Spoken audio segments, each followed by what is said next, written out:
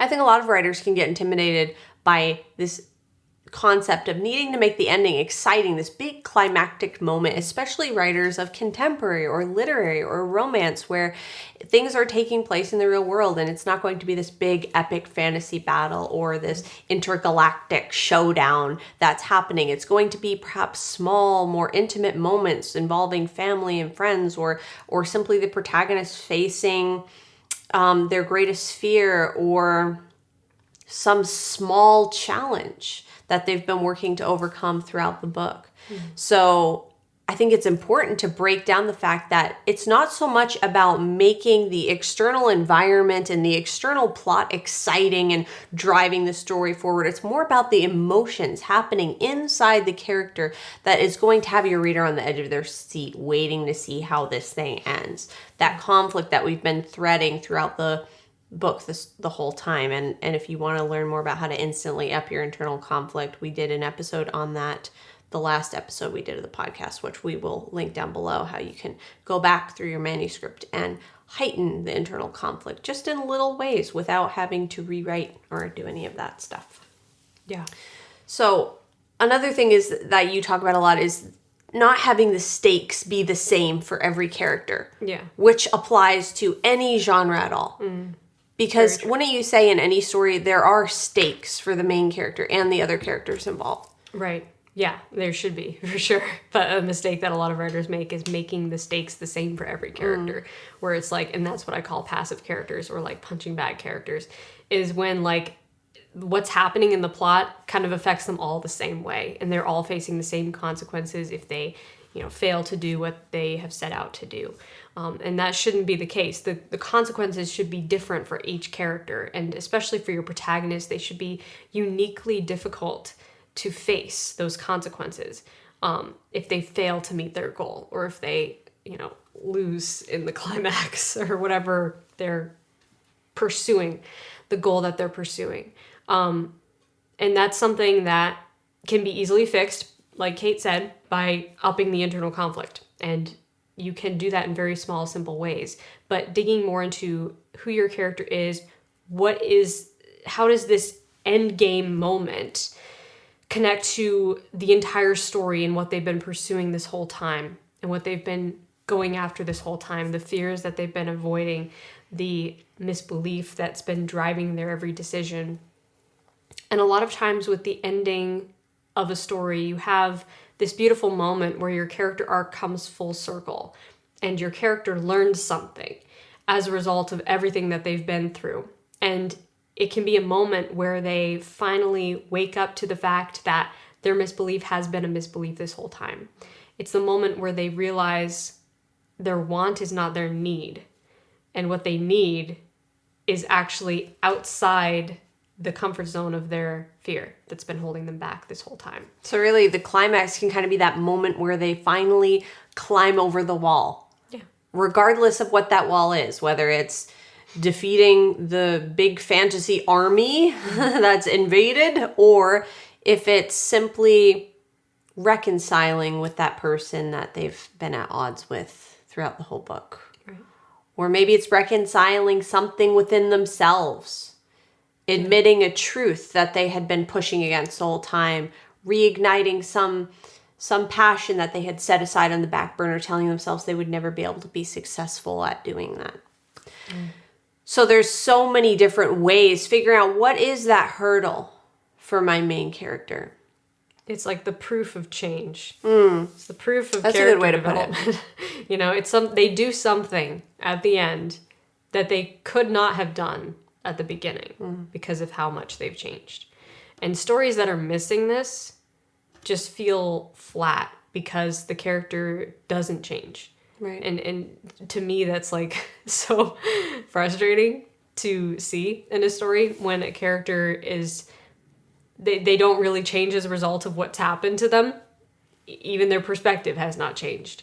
And it feels like we've watched this character like go through all this stuff and kind of get beat up by the plot, but it hasn't really internally affected them very much.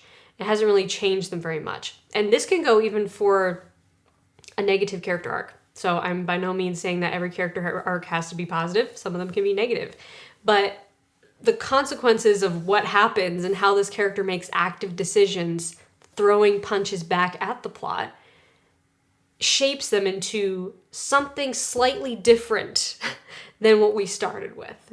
You know, even if it's just a perspective shift, it can be subtle. It doesn't have to be a huge 180-degree turn character arc. Right. It can be something very subtle, but that shift has to be there. I think the change has to be there for us to feel that there's progress Yeah. in either direction, and that we haven't ended on the very same note we began at. Otherwise, it feels like kind of just going in a circle. Some people argue for like flat character arcs, like, okay, flat character arcs are a thing, you can do that. But I personally feel like when I read a flat character arc, I feel like that character was only there to like serve a function for another character. And sometimes that can work if it's like a side character that we're not necessarily following a journey of change for them.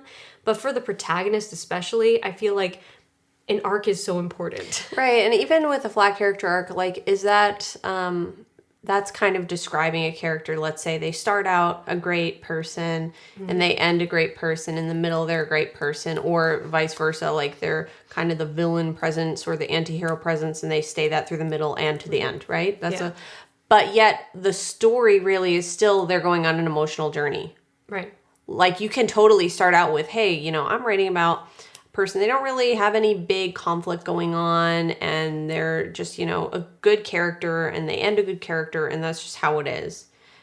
And that might be able to be considered a flat character, but there's still an emotional journey. Right. They should and still that struggle. Emotional journey is the arc. It doesn't have to be so external. Like, they go from being like this villain of a person to being the hero. It doesn't have to be drastic. So, because I think even flat character arcs still have that emotional journey when they're satisfying. Right. Because they should still struggle a bit, Right. you know? Yeah.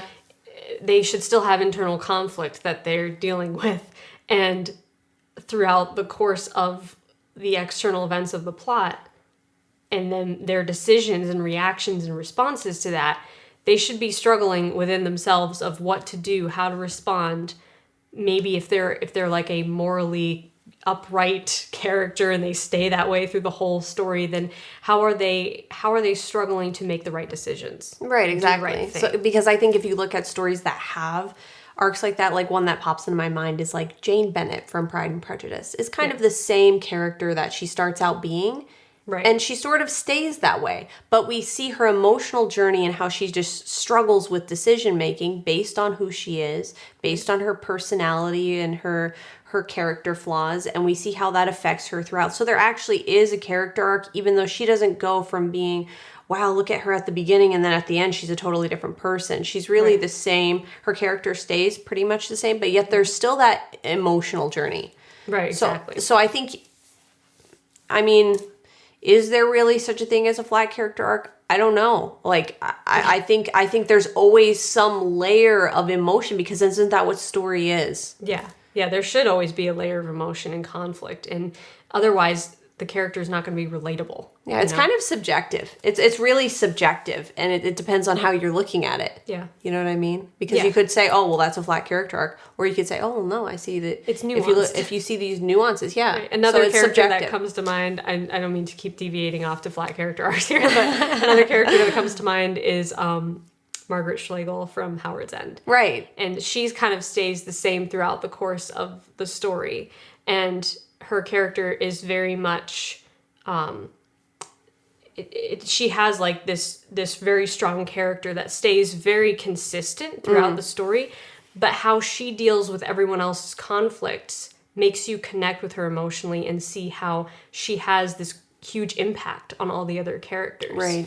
Because of the decisions she makes trying to do the right thing.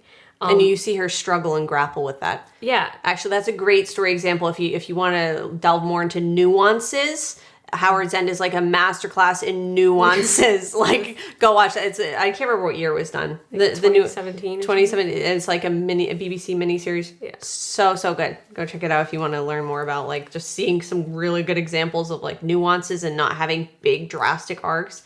Also, really good ending as far as all around character transformation in subtle ways. Not a big climactic ending, but still super satisfying. Right. And so that's the thing to remember about writing an ending is it's not so much about what's happened in the plot. It's who have these characters become because of what has happened. Exactly.